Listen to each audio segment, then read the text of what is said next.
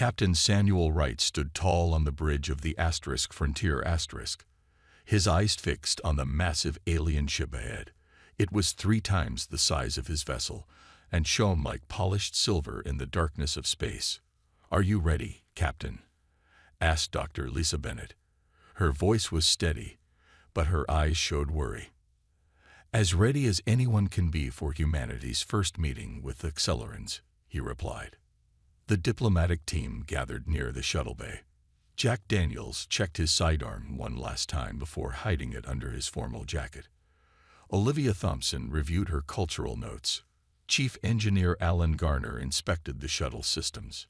"Remember," said Captain Wright, "we represent all of humanity today.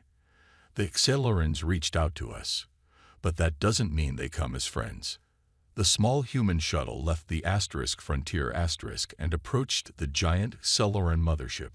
As they got closer, they saw the detailed patterns covering its hull, looking like ancient writing mixed with complex machinery.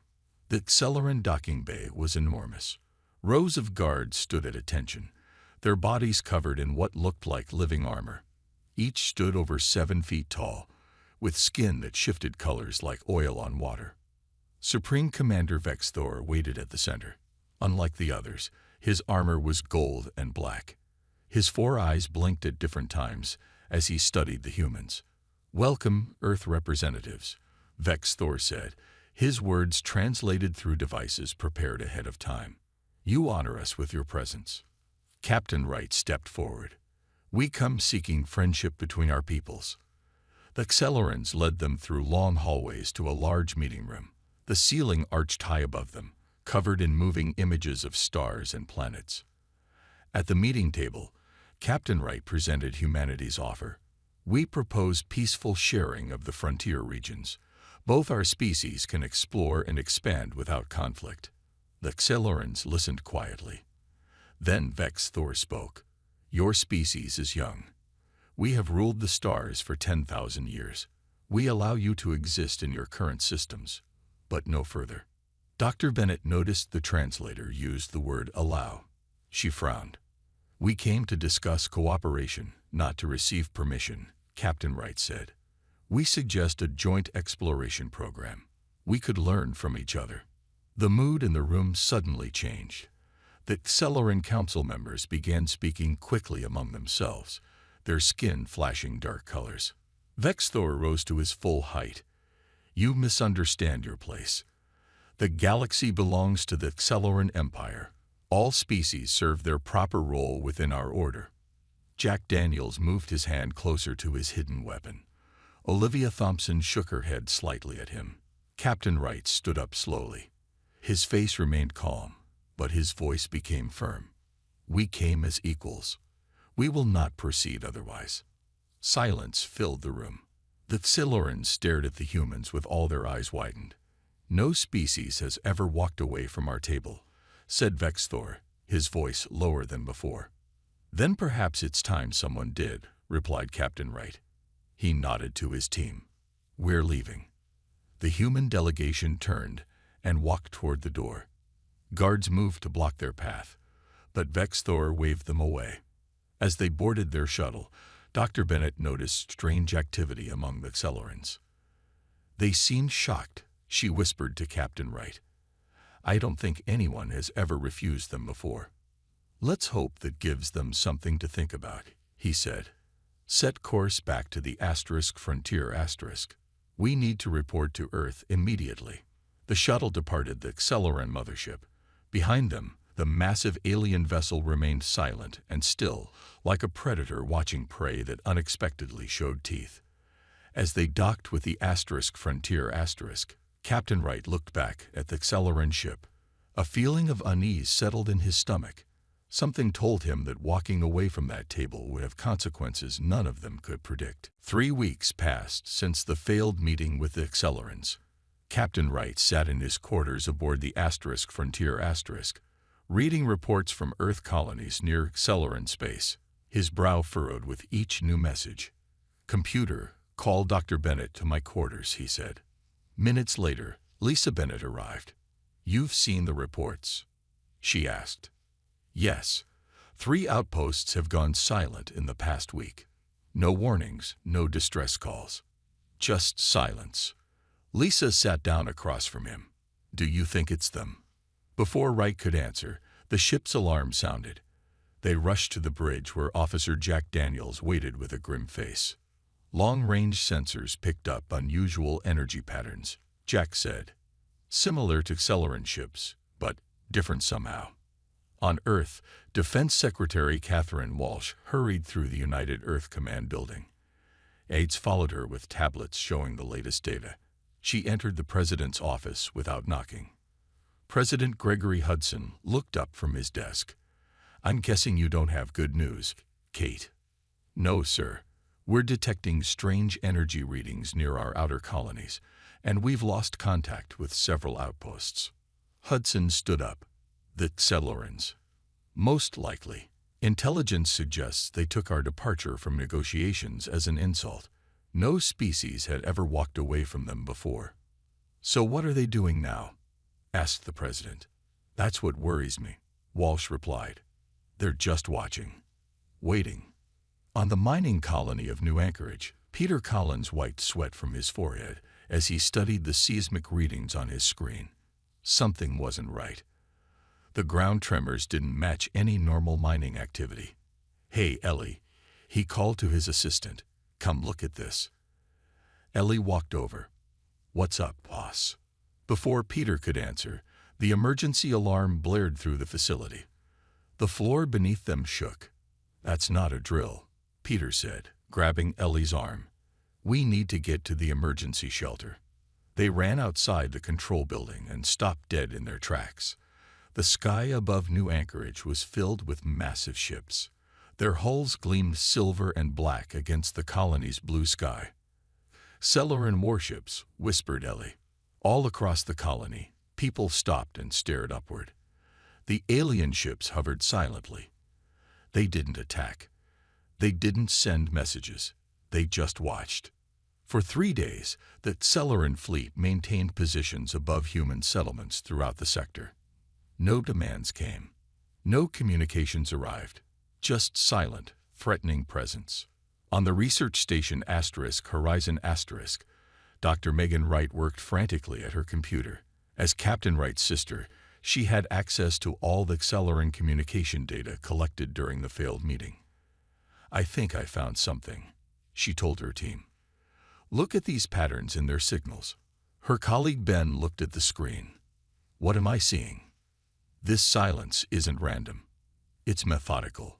According to what we know of their history, this is part of a ritual they perform before what they call species cleansing.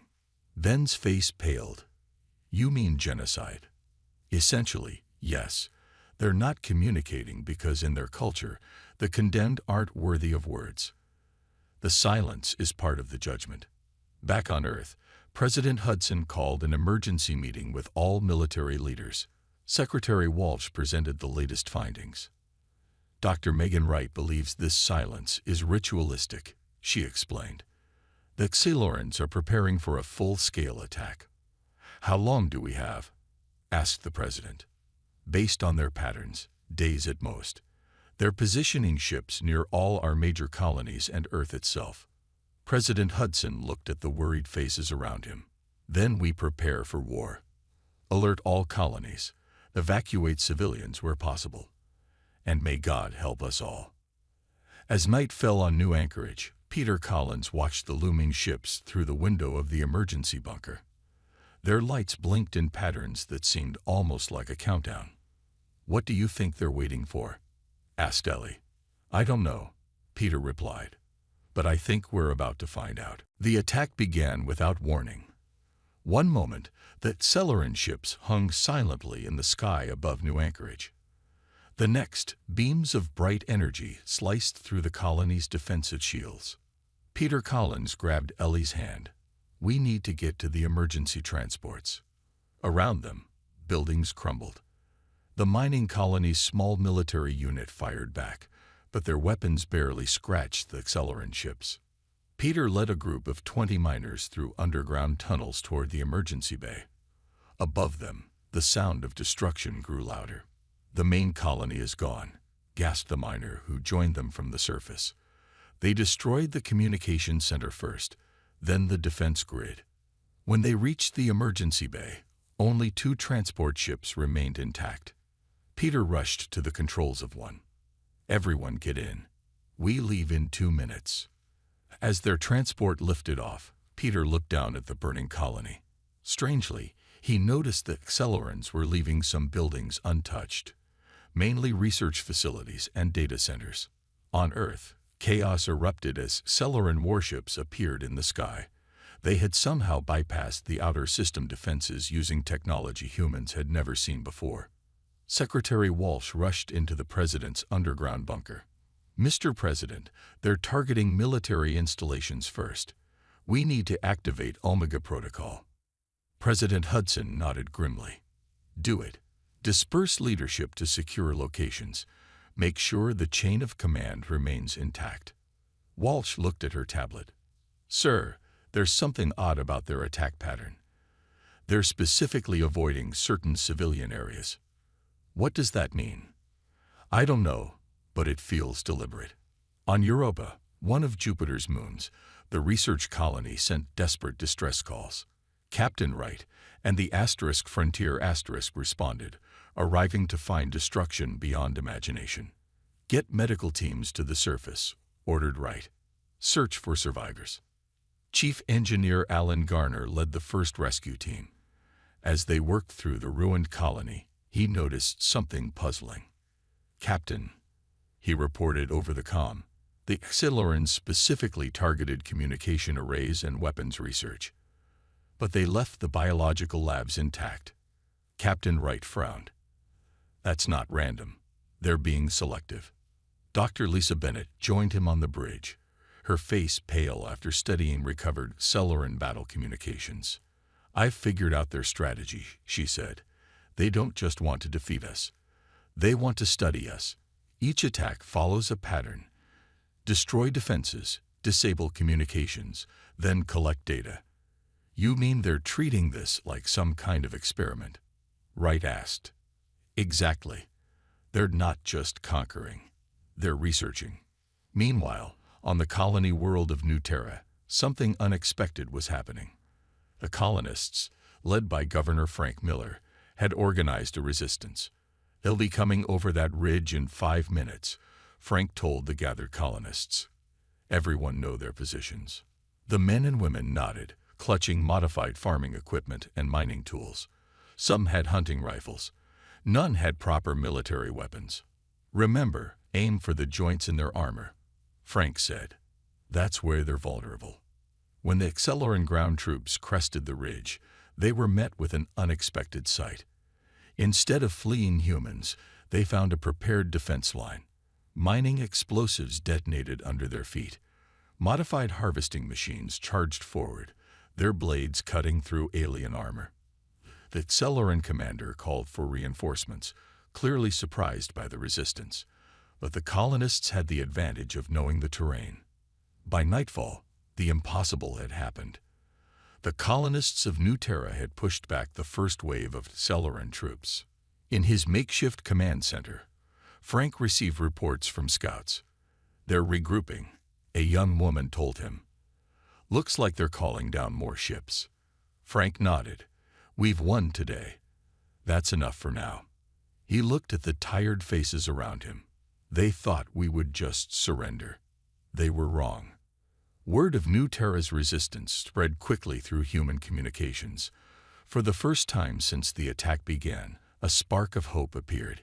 Humans could fight back. 6 months passed. The war with the Accelerants had pushed humanity to the edge of defeat. Earth's orbital defenses lay in ruins. Major cities were damaged beyond recognition. Yet something strange had happened. The final attack that would end humanity never came.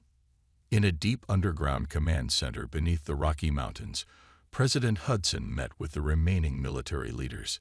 The room was dimly lit, filled with maps and screens showing the current situation. "We've lost contact with colonies in the TO system," reported General Martinez.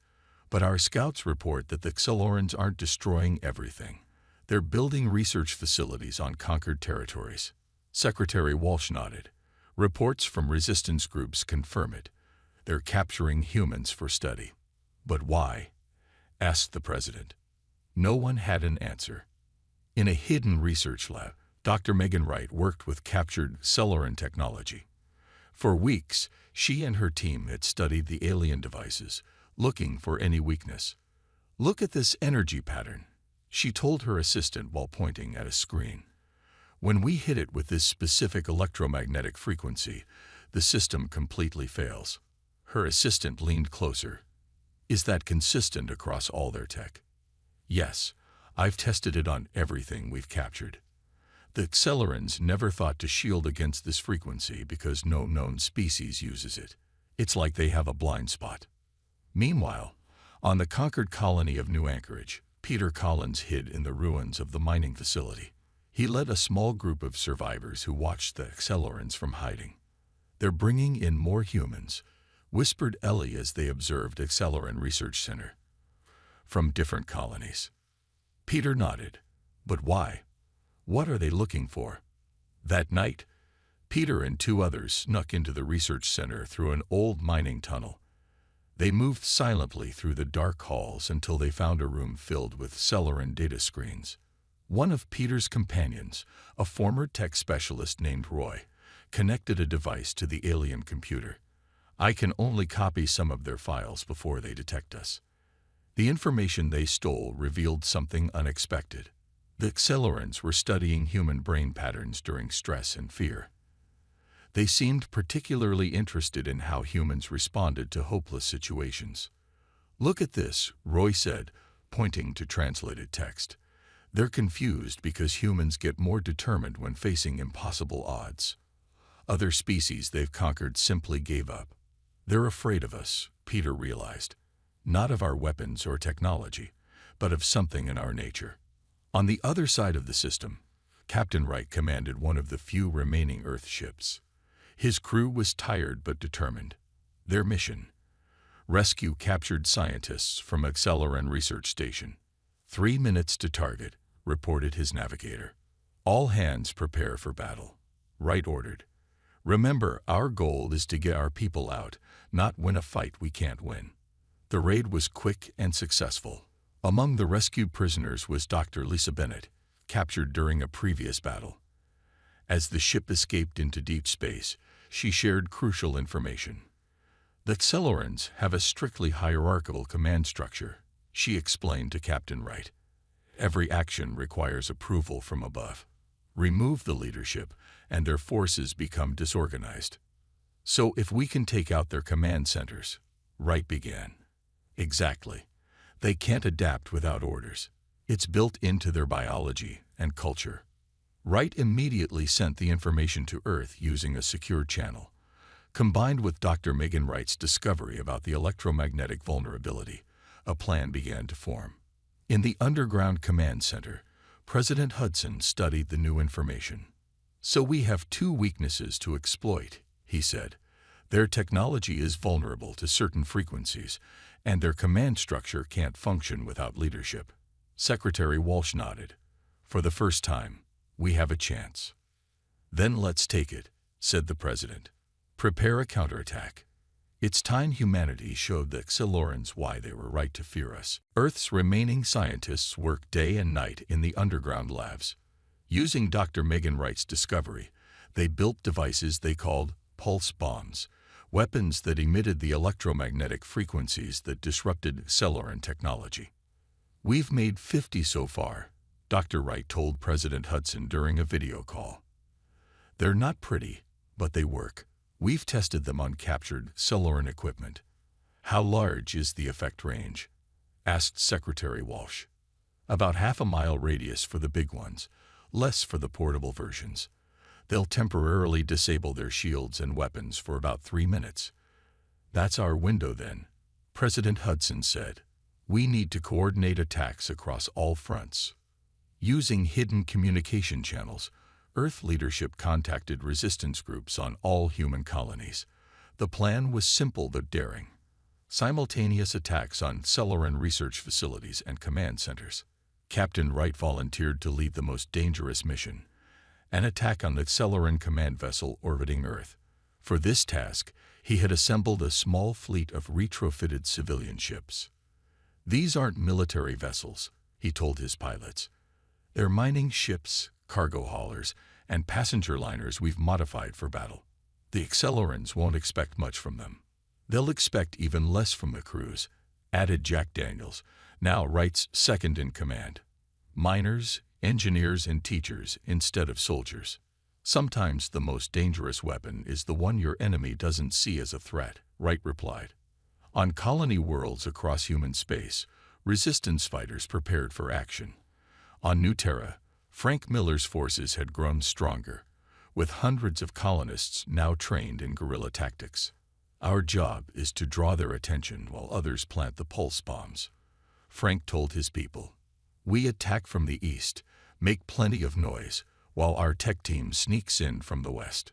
On New Anchorage, Peter Collins led a similar mission. "The research facility is our primary target," he told his team. "We disable it, free any human prisoners, and capture their data if possible." The coordinated attack began at the same moment across 27 human worlds. On Earth, Captain Wright's fleet of civilian ships emerged from hiding behind the moon. "All ships, activate stealth systems," Wright ordered. The makeshift fleet moved toward Earth, their engines modified to give off signatures similar to space debris. Exhilarating patrols passed within miles without detecting them. When they were in position, Wright gave the order. "Now." All ships activated their pulse bombs simultaneously. Blue energy waves spread outward, washing over the Exhilarating vessels. As predicted, the alien ships' lights flickered and went dark as their systems failed. "All teams, move in," Wright ordered. His flagship approached the massive Exhilarating command ship directly. Instead of attacking with weapons, a small team led by Jack Daniels launched from Wright's ship in boarding pods. They attached to the Exhilarating vessel's hull and cut their way inside. "We're in," Jack reported, moving toward the command center. The Exhilarating crew, confused without their technology and cut off from leadership, put up disorganized resistance. Jack's team fought their way through the ship until they reached the command center. There, they found Supreme Commander Vexthor, the same Exhilarating who had met with humans during first contact. Jack's team captured him alive. "Commander secured," Jack reported to Wright. "Repeat, we have Vexthor." Across human space, similar successes followed. The pulse bombs worked exactly as designed, temporarily crippling Exhilarating systems. Without clear commands from their leaders, the alien forces fell into disarray. On New Terra, Frank Miller's forces captured 3 intact Exhilarating vessels.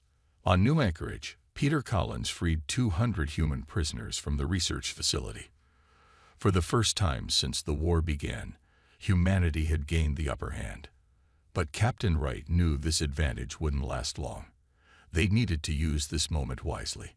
"Bring Vexthor to my ship," he ordered Jack, "and tell Dr. Bennett to prepare for the most important conversation of her life." Supreme Commander Vexthor sat in a secure room aboard Captain Wright's ship. His golden armor had been removed, revealing skin that shifted between blue and gray. 4 eyes blinked at different times as he studied the humans around him. Dr. Lisa Bennett entered with Captain Wright. "I never expected we would meet again like this," she said to the Exhilarating leader. "Nor did I," replied Vexthor.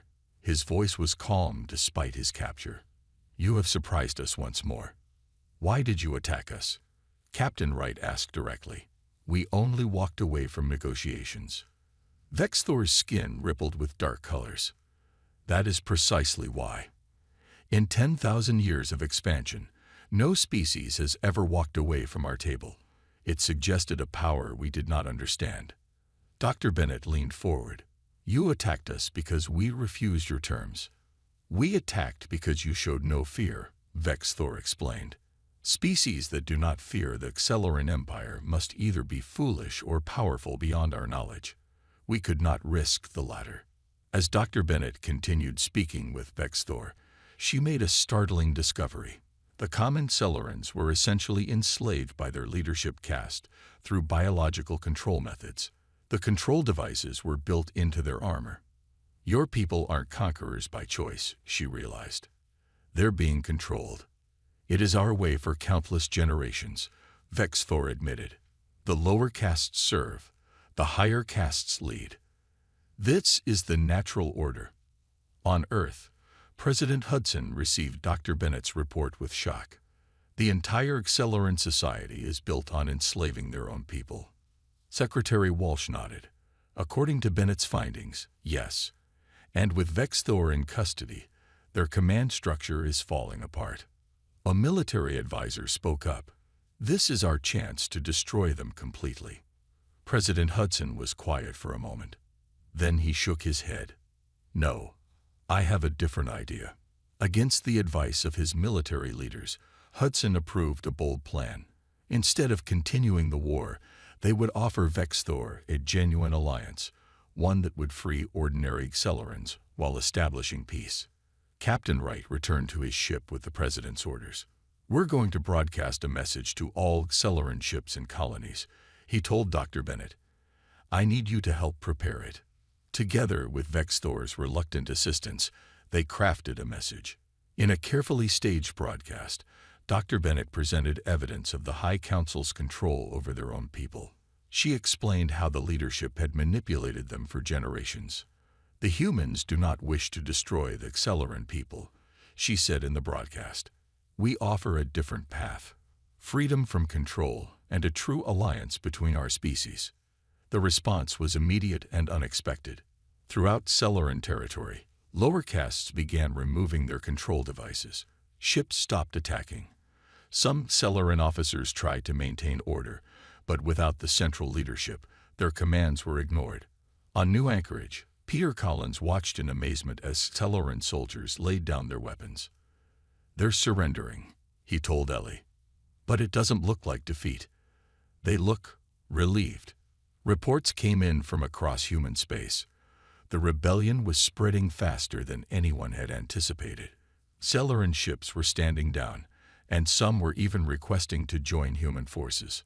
On Earth, Olivia Thompson, the cultural anthropologist from the First Contact team, began working with Exhilaran defectors.